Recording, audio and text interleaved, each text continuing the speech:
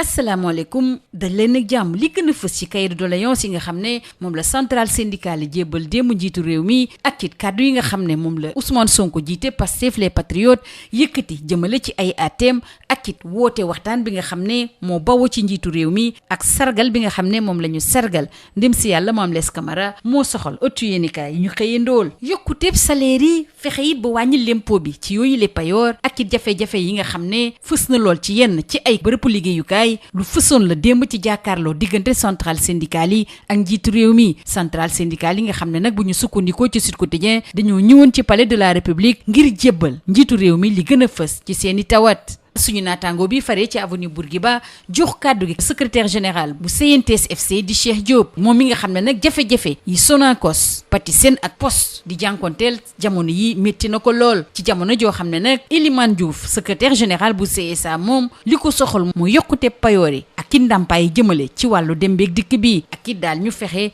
ba wàññi bu baax a baax lempo yi nga xam ne mooy am ci payoor yi ginnaaw syndicat yi nag njiitu réew mi yëkkati na kàddu ngir tontu leen muy xamle ne fi mu toll nii daal nguur gi mënatul benn yoon yokk yooyu le payoor ndax lépp lim ci mënoon daal def na ci kéem kàttanam moo tax it mënuñu ko weesu bu ñu sukkandikoo ci jiitu réew mi mu dénk ko Le Soleil ak njiitu réew mi la ñuy desal ba tey ndax mi ngi dénk Les Échos nii képp kuy xalaat benn yoon rek ni nguur gi deful dara ngir xeex dundu gu seer gi daal na la wóor ne dangaa fëkk jëf ci dundu gu seer googu la ñuy des ak jéego yu am solo yi nga xam ne moom la ci nguur gi def te mun ko dugal ci taarix bu ñu sukkandikoo Le Soleil ñi nga xam ne ci diirum ñaari at nguur gi génne na ci gafagaam junni ak téeméer ak juróom fukk ak juróom milliards ci kopparu CFA ngir jàppale njël yi beneen ponk bi nga xam ne ëttu yéenekaay yi waxtaan nañu ko nag mooy kàddu yi nga xam ne moom la Ousmane Sonko yëkkati ci ay atteem ak it woote waxtaan bi nga xam ne moom la njiitu réew mi yëkkati ci waxtaan boobu nag lañ koy dooree ndax Sud Quotidien mi nga xam ne Ousmane Sonko mi nga xam ne bile dialogue daal lenn rek a ko tax a jóg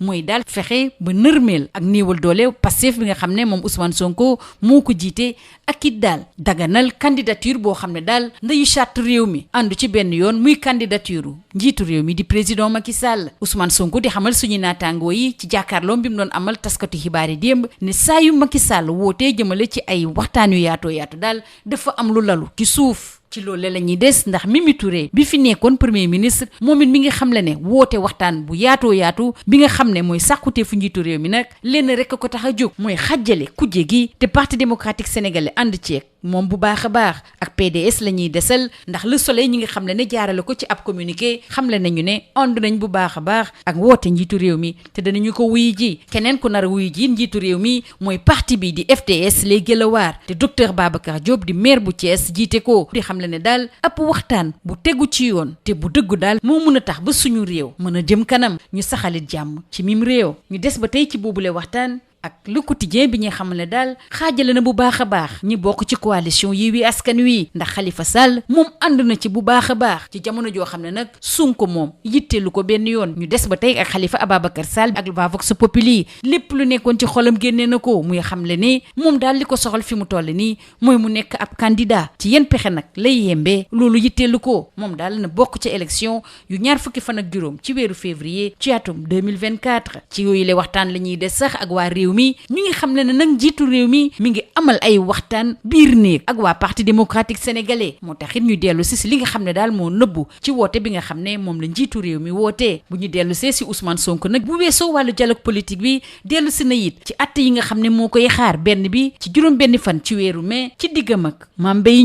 Mbaye Niang sax di xamal waa critique ne mu neex ko am déet Ousmane Sonko daal faw mu jëfee ndigal jëmale ci wàllu yoon Mame Mbaye Niang waa critique di ñu xamal ne daal dogu na bu baax a baax daal ngir ñu attewaat diggam ak Ousmane Sonko bi nga xam ne nag ay mbiram soxal na it waa L'Observateur rawatina li koy xaar ci fukki fan ak juróom benn ci weeru mai ci chambre criminelle ci atte diggam ak Adji Sarr ci bile jàkkaarloo bu fukki fan ak juróom benn wëreefu Ousmane Sonko daal mooy teew ci greffu tribunal bi benn bés ginnaaw gi ñuy amal boobule atte ak li nga xam ne daal moo koy yóot bu dee dafa bañ a wuy ji yoon tànneef boobu la nag waa l'observateur di xamle ne daal mun na jural ay jafe-jafe yu taratar Ousmane Sonko bi yëkkati ay kàddu ci biir Les Échos jëmale ci yooyu le procès ak it faat bakkan biñ bëggoon faat bakkanam ginnaaw taxawaayu nguur gi jëmale ci moom daal li mu fas yéene mooy fexe daal bépp ndigal boo xam ne dafa bawoo ci nguur gi askan wi bañ kaa jëfee ki mujjee ñàkk bakkanam nag mooy ki amee woon jàngoro bi di fièvre hémorragique Crimée-Congo te docteur Boli Diop bokk ci ministère de la santé xamal ko waa RFM bu ñu sukkandikoo ci Sud Quotidien ci jamono jooju nag ëttu yéenekaay yi ñu xëyandool yëpp nag di sargal ak màggal bu baax a baax ndim si yàlla Mame Less Camara di woon ab journaliste teg ci tàggat ñu bëree bëri ci Sénégal waa Soleil di xamle ne jaar-jaaram royukaay la war a doon ngir journaliste yëpp laas dellu si it ci kàddu seede yu am solo yi nga xam ne moom la ñu yëkkati gaawu niñ doon amal cérémonie de levée de corps du lenn lu ñaaw loo xam ne daal mun nañ ko teg ci deram kenn dootu ko fàtte ci wàllu presse ci Sénégal démb ni njiitu réew mi di dalal centrale syndicale yi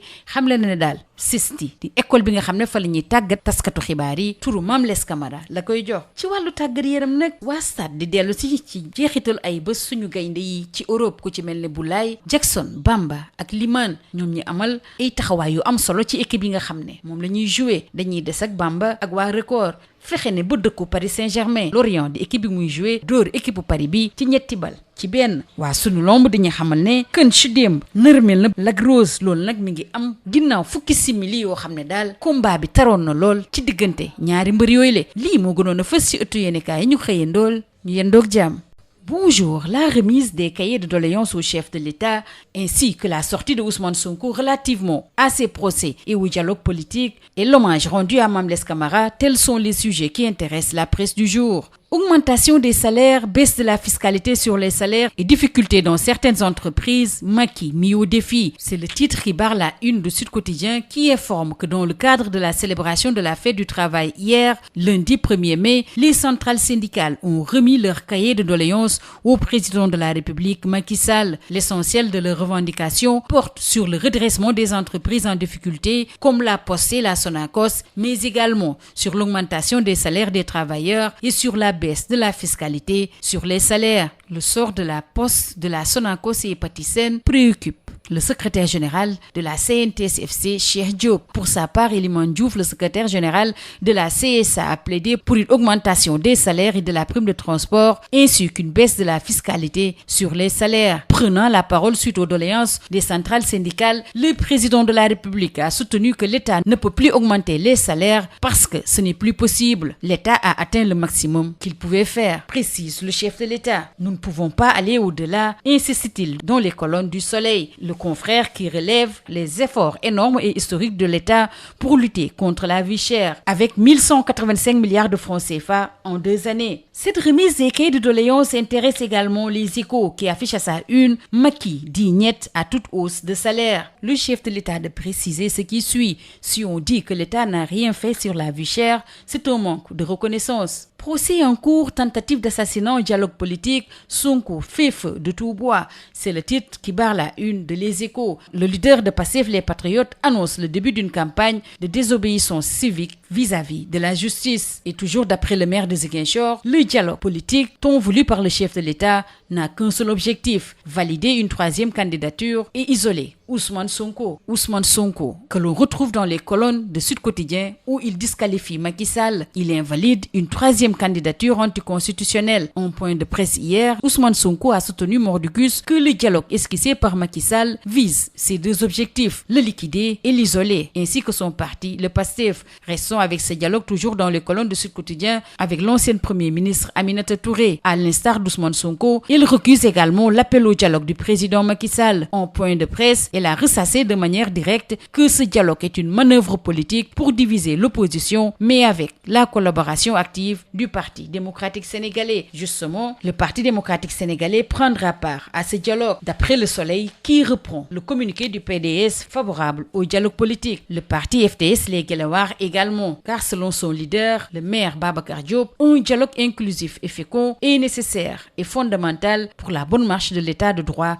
démocratique. Les négociations en coulisses avec Macky Sall et Abdoulaye Wade intéressent également Rewmi Quotidien, qui relève la face cachée du dialogue. Au moment où Khalifa Ababacar Sall dit tout dans les colonnes de Vox Populi et soutient, je cite, « L'essentiel est que je sois candidat, peu importe que ce soit par une modification du code électoral ou un projet de texte. » Yewwi Askan Wi est divisé sur le dialogue alors que Khalifa est tout oui et Sonko en non, relève le quotidien. Le quotidien. Chambre criminelle, procès contre Adji Sarr du 16 mai, Sonko fait face à un choix périlleux, intime conviction de l'observateur. Qu'il le veuille ou pas, Ousmane Sonko se soumettra à la loi soutien Mame Mbaye Niang. Mame Mbaye Niang qui, d'après Critique, tient à son appel. La presse parue ce jour rend également hommage à Mame Less Camara. Less ne tombe pas d'après l'enquête, qui revient sur cette pluie d'hommages pour le journaliste. Idem pour l'As, qui relaie largement ses hommages unanimes à un journaliste intégral au moment où le Soleil revient sur le parcours inspirant de Mame Less Camara. Sud Quotidien informe que la presse pleure un journaliste chevronné. Le Sénégal a officiellement enregistré son premier cas de la fièvre hémorragique dénommée Crimée Congo. L'information a été confirmée dimanche sur la RFM par Dr Boli Diop, responsable de la surveillance épidémiologique et riposte vaccinale au ministère de la Santé et de l'Action sociale. Un cas d'ailleurs qui est malheureusement décédé le 22 avril 2023, informe Dr Boli Diop sur la RFM, confrère repris par Sud Quotidien. En sport, le Quator gagnant du week-end intéresse Stades le quotidien du sport au moment où Record renseigne que Bamba conquiert le parc. Lorient, son club, a en effet battu le Paris Saint-Germain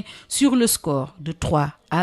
Pour ce qui est de la CAN des moins de 17 ans, Algérie 2023, le Sénégal a battu le Congo par 1-0. Les Lionceaux assurent l'essentiel en attendant les Fennecs. Sunu Lamb renseigne que Kench enfonce la Grosse après 12 minutes de chaude empoignade. C'est tout. À vos journaux et très bonne lecture.